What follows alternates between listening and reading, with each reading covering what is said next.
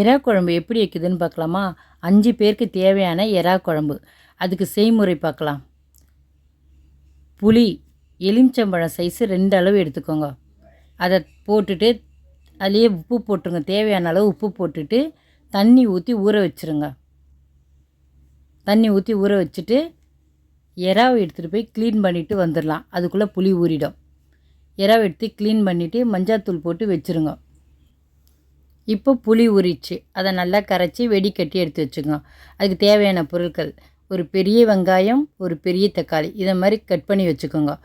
கத்திரிக்காய் 200 கிராம், அதை தண்ணியில் அரைஞ்சி போட்டுருங்க. எல்லாம் கருத்துரும் கத்திரிக்காய். உருளைக்கிழங்கு 250 கிராம், நல்லா இதை மாதிரி தோல் சீவிட்டு நல்லா கழுவிட்டு இதை மாதிரி பீஸ் போட்டுக்கோங்க. ரொம்ப பெருசாகவும் போடாதீங்க, ரொம்ப சின்ன மீடியமான சைஸ் போட்டு அதையும் தண்ணியில் போட்டு வச்சுருங்க. இல்லை அதுவும் கருத்துரும். பாருங்கள், இந்த மாதிரி பீஸ் போடுங்க. போட்டு தண்ணியில் போட்டு வச்சுருங்க. அதையும்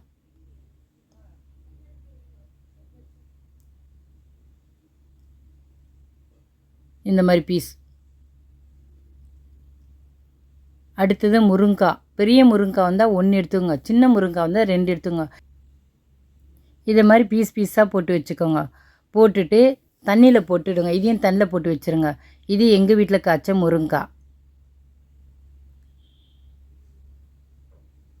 புளி கரைச்சி வச்சுருக்கிறதுல மிளகாய்த்தூள் போடுங்க. 5 ஸ்பூன் மிளகாய்த்தூள். காரத்துக்கு ஏற்ற மாதிரி நீங்கள் போட்டுக்கோங்க.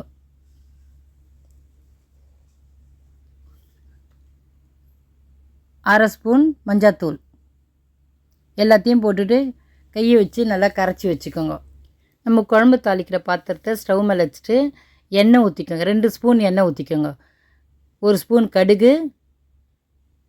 அது நல்லா பொரிஞ்ச உடனே வெங்காயம், இதை மாதிரி சின்ன சின்னதாக அரிஞ்சு வச்ச வெங்காயத்தை போட்டுருங்க. அதை நல்லா வதக்குங்க. வதக்கிட்டு எறா கழுவி வச்சுருக்கோம் பாருங்கள், அதை தண்ணி இல்லாமல் கையில் பிழிஞ்சிட்டு அந்த எறாவையும் அதில் சேர்த்து நல்லா வதக்கிடுங்க. வதக்கிட்டு தக்காளி சேர்த்துருங்க. தக்காளியும் சேர்த்து நல்லா வதக்கிடுங்க. நல்லா வதக்கிட்டு இதை மாதிரி வதங்கின பிறகு அரிஞ்சு வச்ச கத்திரிக்காய் எடுத்து அதில் போட்டுருங்க. அதையும் நல்லா கொஞ்சம் வதக்கிடுங்க. எண்ணெயில் போட்டு நல்லா வதக்கினோன்னே இங்கே பாருங்கள், கத்திரிக்காய் வந்து ஒரு ப்ரௌன் கலராக வந்துடும். நல்லா வதங்கிருச்சு. இதை மாதிரி வதக்கினா தான் இந்த குழம்புக்கு நல்லாயிருக்கும். எறா குழம்புக்கு பாருங்கள், நல்லா வதங்கிடுச்சா? வதங்கினோடனே நம்ம கரைச்சி வச்ச குழம்பு எடுத்து அதில் ஊற்றிடுங்க. நமக்கு தேவையான அளவு கொஞ்சம் தண்ணி ஊற்றிட்டு தட்டு போட்டு மூடிடுங்க. இதை மாதிரி கொதிக்கணும் குழம்பு. கொதித்த உடனே உருளைக்கிழங்கு போடணும்.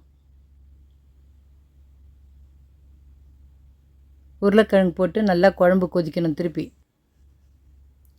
உருளைக்கிழங்கு எல்லாத்தையும் சேர்த்துட்டு நல்லா வேகமாக வைங்க. வேகமாக வச்சுட்டு தட்டு போட்டு மூடிடுங்க. நல்லா கொதி வந்துடும். கொதி வந்தது பாருங்கள், இது மாதிரி கொதித்தோன்னா உருளைக்கிழங்கு வெந்துடும்.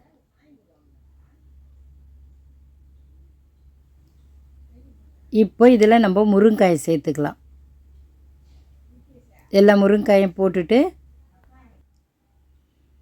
திருப்பி தட்டு போட்டு மூடிடுங்க.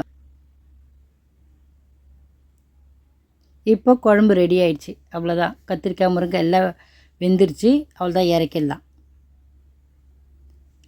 சாப்பிட்டு பார்த்துட்டு எப்படி இருக்குன்னு சொல்லுங்கள். 5 பேருக்கு தேவையான எறா குழம்பு ரெடி.